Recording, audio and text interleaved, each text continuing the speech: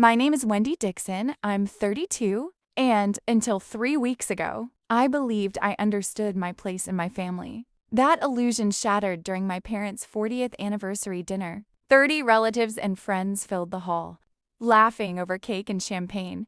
When my father suddenly stood and tapped his glass, my mother beamed beside him, already glowing with excitement.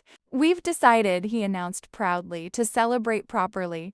We're taking the whole family to Hawaii next week." Applause exploded.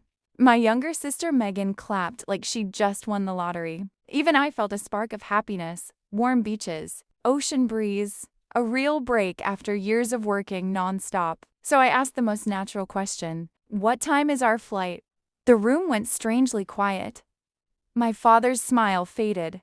My mother's eyes tightened in that polite but warning way I knew too well. Then Dad said casually, loudly, so everyone could hear, "You don't need the flight details, Wendy. You're not coming. Someone has to stay and watch the kids." 30 people. 30 witnesses to the moment I realized I wasn't included in the whole family. I smiled automatically, the same practiced smile I'd used my entire life. But inside, something shifted. Because what they didn't know was, I had a secret, one I'd been building quietly for 3 years. And that night, I decided I might finally use it to understand why that moment hurt so deeply. You need to know what life in the Dixon family looks like.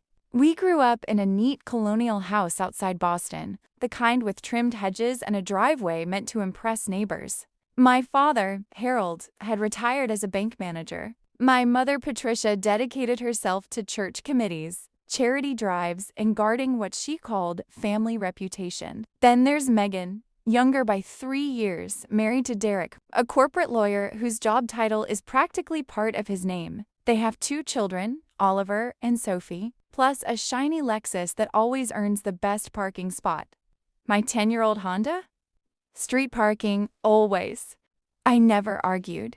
Invisible people don't make scenes. Officially, I'm a part-time accountant with flexible hours and modest income. Respectable, but nothing flashy.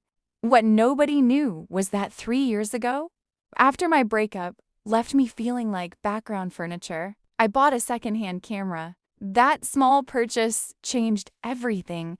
I started photographing people most others overlooked: tired cleaners, elderly commuters, vendors on quiet corners. I called the series Invisible Women and posted them anonymously online. Slowly, quietly, people noticed. 12,000 followers noticed. Then, 3 weeks before the anniversary dinner, I received an email from a gallery in Monterey asking to discuss a possible exhibition. I almost deleted it. Good things didn't happen to people like me. But my Aunt Ruth, the so-called family disappointment who ran a cafe in Carmel by the Sea, told me something that stuck. You don't need permission to live your own life. I didn't know it yet, but that advice was about to matter more than anything. Because the anniversary dinner wasn't the end of the story. It was only the beginning. After the announcement, the party kept going like nothing unusual had happened. Laughter returned. Glasses clinked.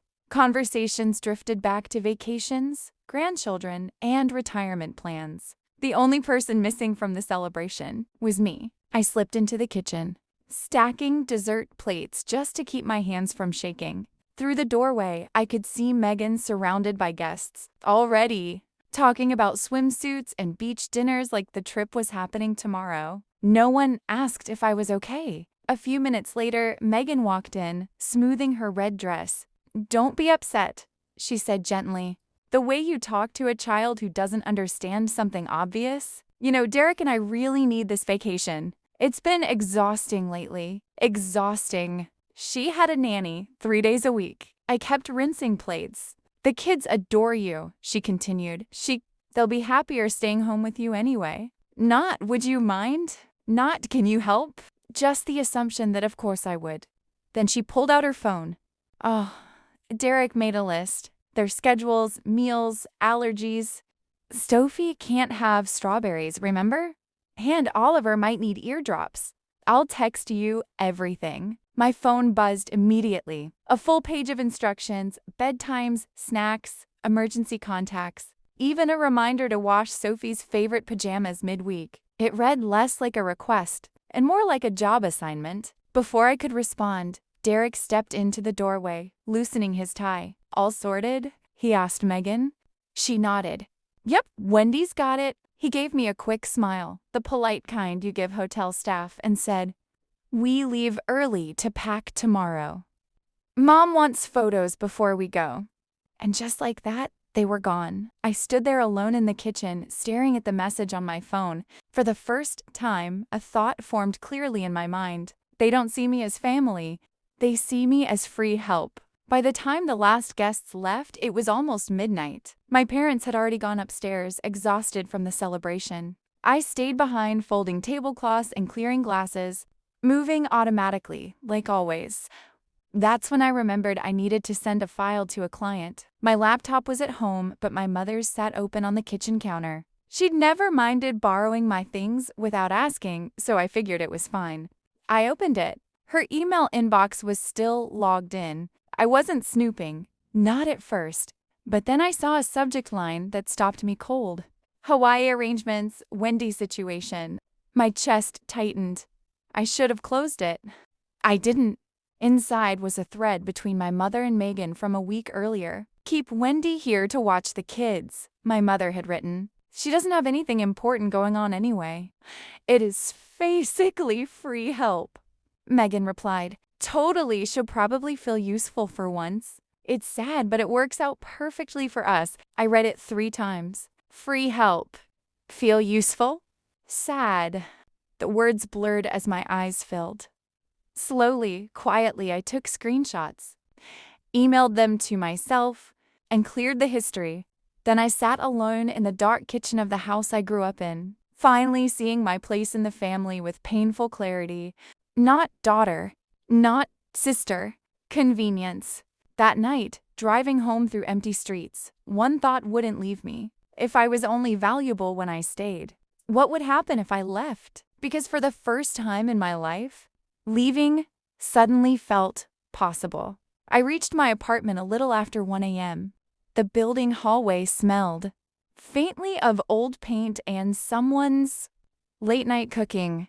Normally, coming home to that small, slightly worn one-bedroom made me feel safe. That night, it just felt quiet.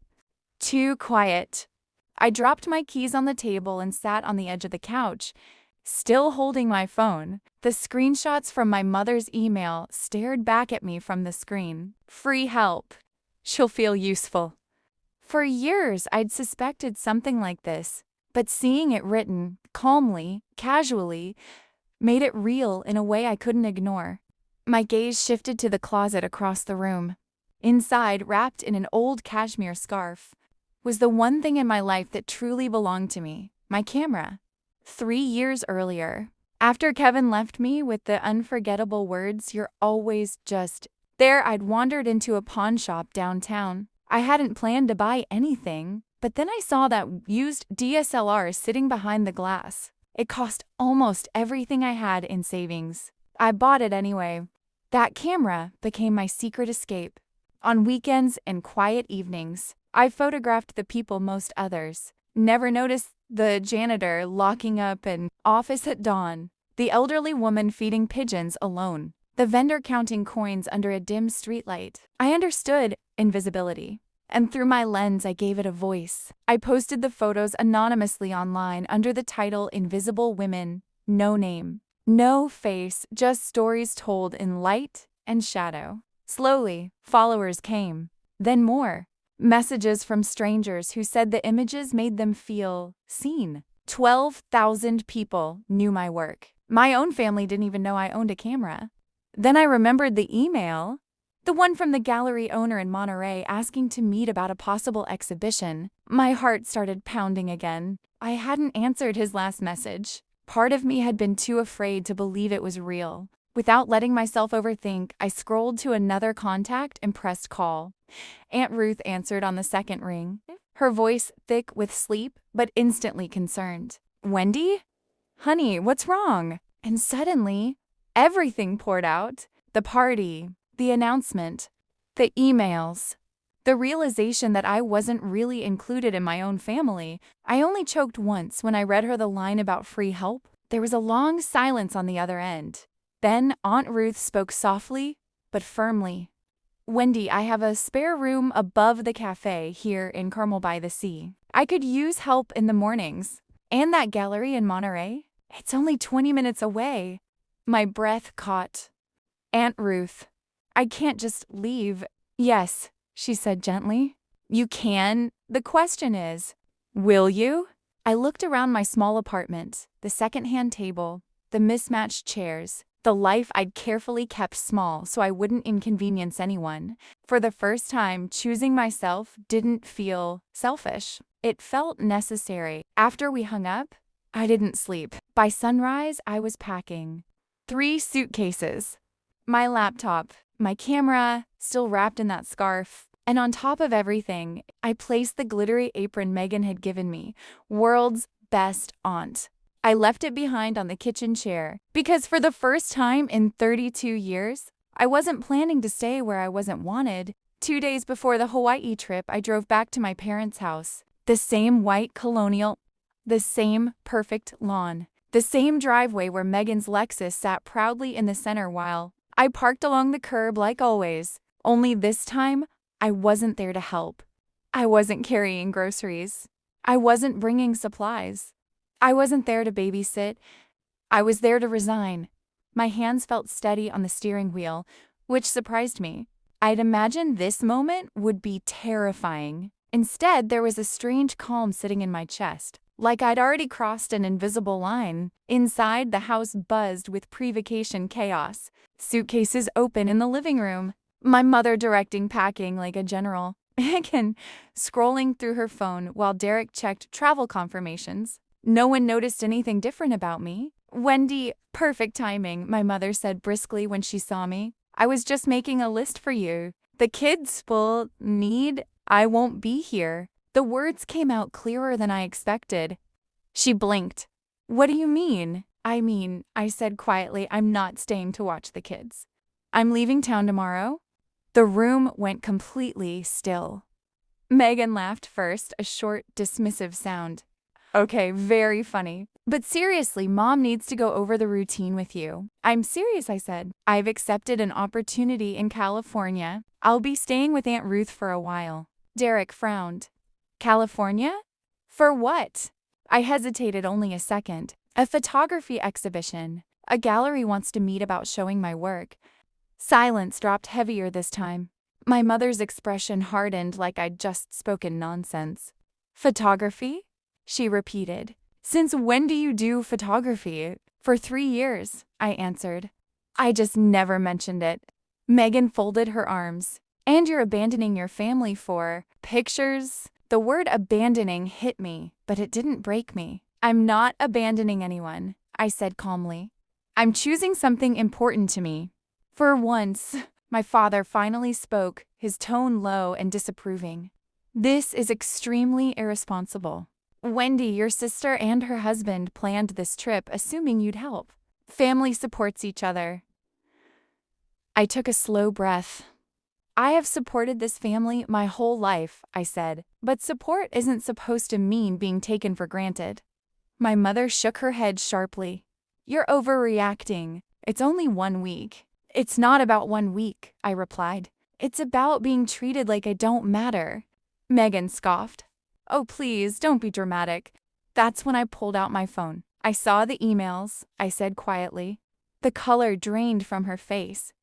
My mother's lips parted, but no sound came out. I didn't raise my voice. I didn't accuse. I know exactly how you see me, I continued. Free help, convenient, useful when needed. No one denied it. The silence said enough. I leave tomorrow morning, I finished. I hope you have a wonderful trip. I turned before anyone could stop me and walked out the front door. For the first time in my life, I didn't wait for permission. I didn't wait for approval. I just left, but I had no idea. The real shock wasn't the reaction that day. It was what happened after they realized I was serious. I left early the next morning. No dramatic goodbye. No final argument. Just 3 suitcases in the back seat. my cameras safely wrapped in its scarf, at a quiet sunrise stretching across the road ahead. For the first hour of driving, my phone stayed completely silent. No calls, no messages, nothing. Part of me expected that. My family had always been good at pretending uncomfortable things didn't exist. But halfway to the airport, the first text arrived from Megan. "Are you seriously doing this?" I didn't reply. A minute later, another message popped up, this time from my mother. "Call me immediately. This is not how family behaves." I placed the phone face down on the passenger seat and kept driving. Because for the first time, I understood something important. If I answered now, I might lose my courage. By the afternoon, I was standing outside my aunt's small cafe in Carmel by the sea, the salty ocean air brushing against my face. The place smelled like fresh coffee and cinnamon. Handmade pottery lined the shelves. Wind chimes clinked softly near the door. It wasn't perfect. It was better. It was peaceful. Aunt Ruth hugged me so tightly I almost cried. But this time the tears felt different. Lighter, like something heavy had finally slipped off my shoulders. That evening, sitting in the small room above the cafe, I opened my email. There was a new message from Marcus Coleman, the gallery owner in Monterey. "Still hoping you're available to meet this week," it read. "We think your series could be something special." My hands trembled as I typed back, "Yes, I'm here." I'd love to meet. 3 days later, I stood inside the gallery, watching strangers walk slowly past my photographs displayed along a white wall.